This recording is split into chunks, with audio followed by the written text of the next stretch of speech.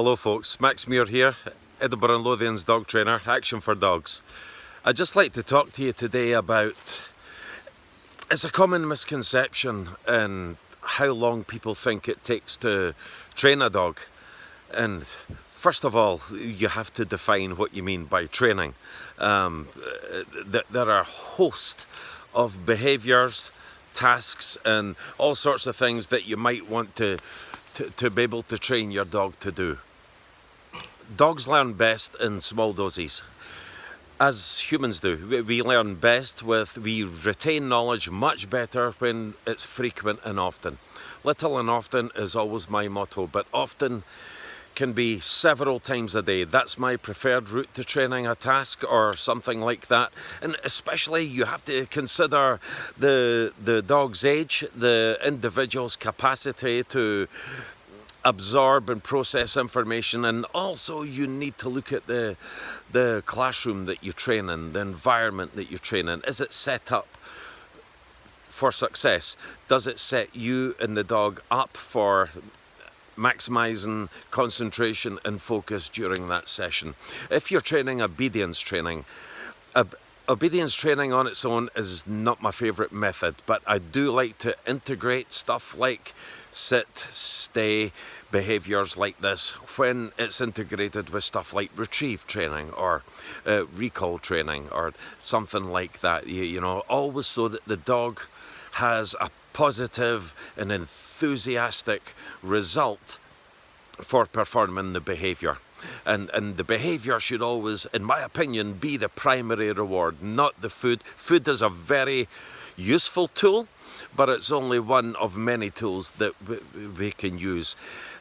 Just by a bit of observation of our dog, looking at what our dogs like to do, what they want to do, I like to use their natural talents, their senses, and build any training program around that. And if your dog likes nose work, there are a host of exercises that you can implement and really get creative on, and just developing your dog's confidence, giving your dog the proper feedback that it's doing something right. You can put some little obedience behaviors in there or impulse control, but the releasing your dog to do the task is everything, and that should be a really super reward that your dog really finds a lot of enjoyment in doing.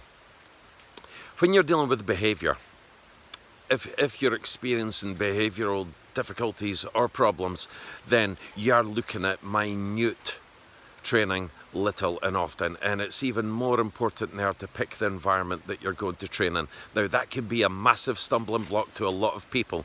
You may live in a busy housing area where as soon as you walk out the front door, your dog can be quite reactive to stuff, so that's going to take some planning and organisation to set up your training around that, and even more so, that's why your training should be little and often. And most of the training that you want, most of the focus training that you need, and the creating the responses that you'd like to have, you need to train the behaviour when you don't need it. What I mean by that is not to take your dog right into a behavioural zone where your dog does not react well and your dog is not in a state of learning. You need to create that state of learning. You need to manipulate the environment so that that state of learning supports you and the dog. And that can be quite inconvenient for a lot of people, and I understand the problems around that, but it really is the best way forward. Choosing your ground, choosing the environment you're going to train in is absolutely everything. But with training anything, always quit when you're ahead. So if you're training a task or something like that, always leave the dog wanting more. Always leave the dog having been successful at the task that it's been at. Leave on a high, and you'll find that when you go back to the next training session, whether it be later on that day or the very next day, that you've maintained that enthusiasm that's needed towards learning and towards getting the results that you wanted. So with any type of training you do, some of the most effective training sessions can be 5-10 minutes long.